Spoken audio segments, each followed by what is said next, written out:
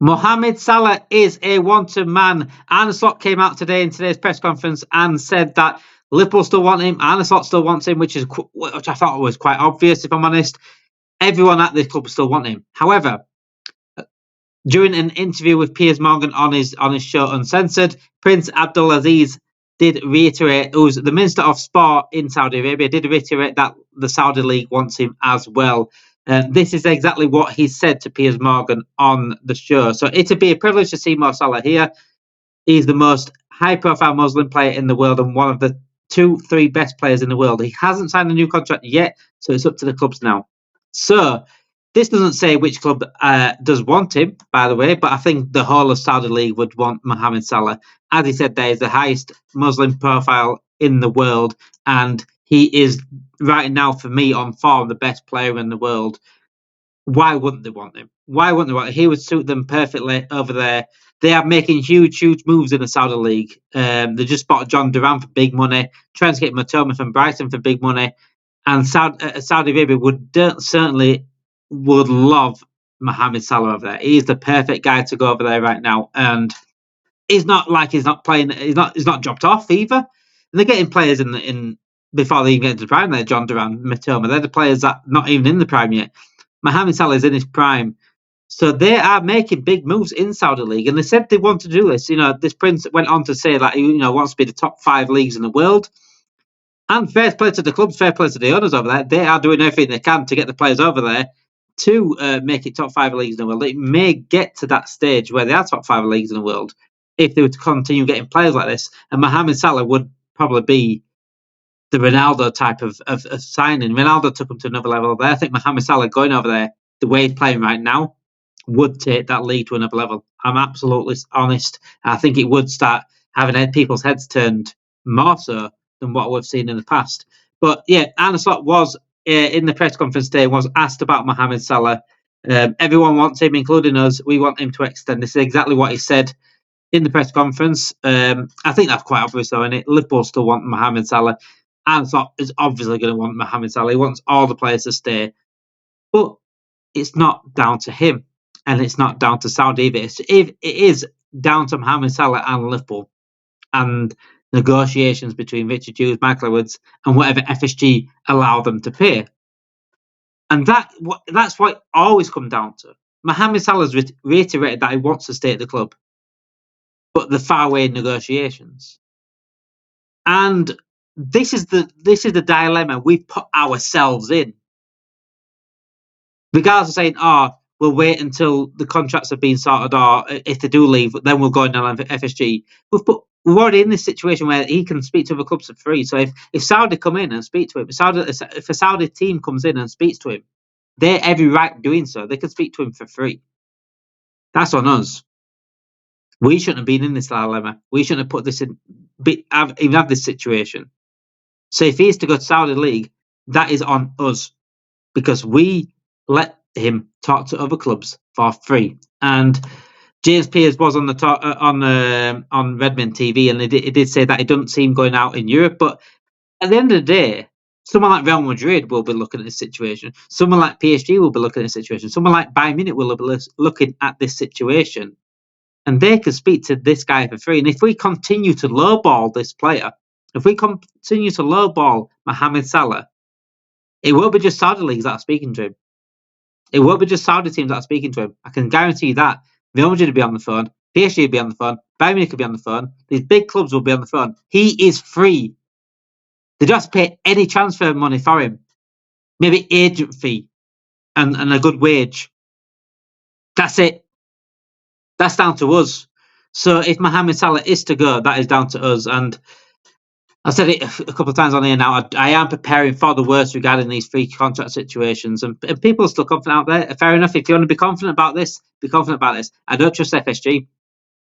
And if you trust FSG, then you like being burnt. You must like being burnt, because you touched the fire once and you thought, and it hurt you a lot. But you're going back in again. You're not learning from anything. I've learned enough in the past not to trust FSG, so I am preparing myself for the worst regarding Salah. I'm still on the still want to be on the side of like Salah signing, Van Dijk signing. I think Trent's gone, but the percentage of my hope on that happening is going down every single day. Every single day. The longer this goes on, the more chance they're going to get bored of the negotiations, and they're going to start listening to other clubs, because that's going to happen at some point. And they can listen to other clubs now if they wanted to, and they might have done. We don't know. We don't know anything. We're not being told anything properly, really. So we don't know if they have spoken to other clubs. If his Salah's agent spoke to another club, we don't know that. We don't know, and it will all come out in the end, I presume. But the longer we go on about it, the more chance he is going to go. If I'm honest, I'm going to go over also what Arne Slot went through at the press conference as well. He was asked about Bournemouth tomorrow, so he was complimentary a lot about Richard Hughes. A lot of qualities are created by Richard Hughes. Of course, he hired a fantastic manager as well. So a lot of praise of Richard Hughes. He was asked about Richard Hughes and his relationship with him. He's got a great relationship with Richard Hughes. I speak to him every single day, near enough, on a daily basis. I asked him for a few things on Bournemouth as well. He got very good people who analyse Bournemouth. My relationship with him is very good. He also mentioned about Justin Kluivert, which I hope doesn't come back to bite us tomorrow, because he basically praised Justin Kluivert. He's one of the many examples of why Richard Hughes deserves a lot of credit. Unique quality for what Richard Hughes bought there. So Richard Hughes got a lot of credit from Slot for a transfer he made for Bournemouth. Not for us, because he hasn't made one yet. Back here, so he has got a lot of credit from Arne Slot, what he has made for Bournemouth. But I think the likes of Justin Kluivert for Bournemouth, and I think Slot's got a point here, like Richard Hughes does deserve credit for what he did at Bournemouth. I don't want to be giving him credit for what he did at Bournemouth, because I don't give a about what Bournemouth bought. I want us to buy these, to buy good players, and him to do business for us. But the point is here is Richard Hughes can do the job. And I've been saying this. Michael has proven with a little bit of money that he can do a good job, and getting some good players in is all what they have to work with. That's the issue we have, and that's why FSG is the biggest issue. Richard Hughes, no one, there'll be a lot of hate for Richard Hughes, a lot of hate, like, what's he doing? At the end of the day, we need to go for the main source here. Richard Hughes has proven that he can do a good job at Bournemouth. Michael has proven that he can do a good job here with Coutinho money. Give them some money, and they can find you some stars out there. It's just what they're working with, and that's the biggest issue that we have. And we finally saw a big newspaper, a big outlet yesterday calling FSG out. I almost choked on air. I choked on air. It was that I was astonished. It was The Athletic. I can't think who wrote it now. I think it was it Greg? I can't think of his name. Greg something. I do apologise for that, but I can't remember him off by heart. But he wrote, I think it's Greg Evans. I think that's his name. He wrote a piece for Athletic, basically calling FSG out, so it's on them. There's no excuses not to spend with the money we're making. And the money actually came out yesterday with that as well. One second, it was. Let's have a look. I did have it a minute ago. It was. I think it was at 80 million. We got 80 million pounds for revenue for what we did in the Champions League, coming top of the Champions League. And then that's when Greg Evans, I think it is Greg Evans. I do apologise if it isn't Greg Evans. But for Athletic, he wrote then saying, "There's no excuses for FSG not to spend if we're making this sort of revenue constantly." This is what we've been saying as Liverpool fans. This is what most people have been saying and not have been ignored. We make revenue like no one else, but we don't ever see it. We don't ever see the ambition off the pitch. We don't need massive investments from FSG. We don't need to spend 600 million. But we're making record deals, and fans are paying out the backsides for ticket prices as well, and merchandise. And we're not seeing that put back into the club. We're not seeing that put back into the club in transfers and now contracts. And it's frustrating. It's really frustrating. And if I'm glad that someone from a big outlet, a big newspaper, whatever, big journalist has come out and called it out. That's what we need here. I've said it a few times. I've been banging my head against the wall for fucking years, and it's not.